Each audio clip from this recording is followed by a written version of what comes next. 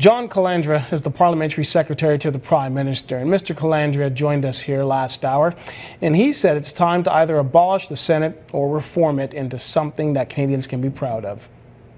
It will continue debate on Monday, and right now I understand that tentatively by 3 o'clock on Tuesday a vote is potential for the motions.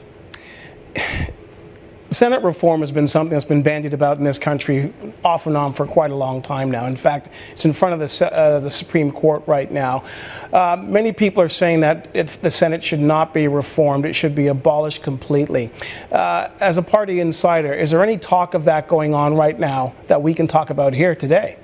Well, I think we made it quite clear in our speech from the throne that if we couldn't see a democratic reform of the Senate take place, then it needed to be abolished. I think Canadians have just about had enough of the institution the way it is right now. That's why we've put forward proposals with respect to electing senators, bringing in term limits. At the same time, we've been frustrated by that. The opposition, of course, has been fighting for the status quo for years since we've been in office. You're starting to even see that right now with respect to these motions that are in front of the Senate. The Liberals are fighting for the status quo. But ultimately, we've put forward proposals that will be in front of the Supreme Court. The Supreme Court will start talking about that or deliberating on that very, very soon.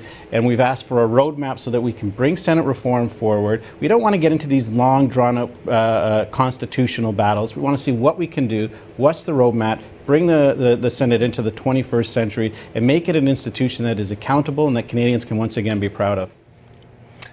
That was the Parliamentary Secretary to the Prime Minister, Paul Calandra, who joined us earlier today.